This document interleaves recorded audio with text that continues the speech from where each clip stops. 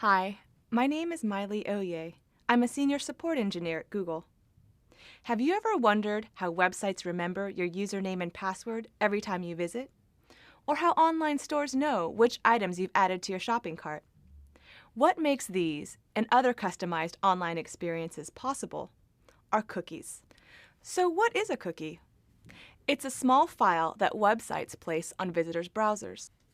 The information in the cookie file travels back and forth between the browser it's stored on, say Firefox or Internet Explorer, and the websites the browser visits. Let's say I'm visiting google.com for the first time. Google places a cookie on my browser. The next time I visit Google, whether it's seconds, days, or weeks later, my browser automatically sends Google that same cookie with a cookie ID number that allows Google to recognize my computer. All search engines and most websites use cookies. Why?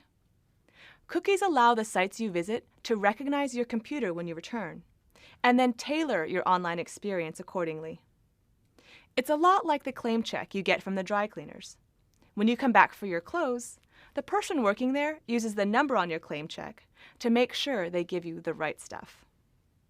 In the same way, when my cookie tells Google that I visited its site before, Google is able to remember my preferences, like the fact that I want to see my search results in English, or that I've turned on Safe Search, a tool that blocks adult content from my search results. What else do cookies do? On weather sites, they remember which cities you want the forecast for. On e-commerce sites, they make sure all your selections are in your virtual shopping cart when you go to check out. And on finance sites, they allow you to easily track your stock portfolio without having to re-enter the information every time you visit. As you can see, cookies can save you a lot of time and hassle. And like a claim check, a cookie ID is usually just a combination of letters and numbers. Most of the time, there's no personally identifiable information in a cookie file. No name, email address, or phone number. And cookies cannot be used to run programs on your computer, access information on your hard drive, or deliver viruses. But that's not the whole cookie story. There are different types of cookies. A first-party cookie is the kind of cookie I just told you about, a cookie that goes back and forth between your browser and the website you're visiting, allowing that website to store information about your preferences. Third-party cookies work a bit differently. Unlike first-party cookies that travel back and forth between your browser and the website you're visiting, third-party cookies typically travel between your browser and the website of a company that's displaying an ad on the site you're visiting. That's why they're called third-party cookies, because the website sending cookies to your browser, usually an ad-serving company, is actually a different site from the one you're visiting.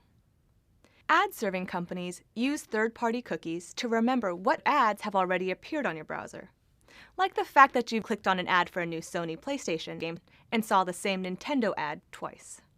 This information helps advertisers deliver ads that are relevant to your interests, control the number of times you see a given ad, and measure the effectiveness of ad campaigns.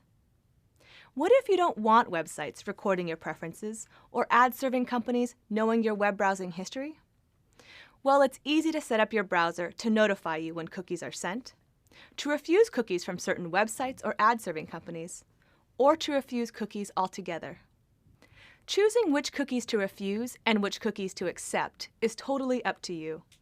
Just remember that if you disable your cookies, websites won't be able to retrieve your prior preferences or save settings to customize your visits in the future. I hope this gives you a better idea of how cookies help Google improve your experience on our site, how other websites and ad-serving companies use cookies, and how you can control which cookies get sent to your browser.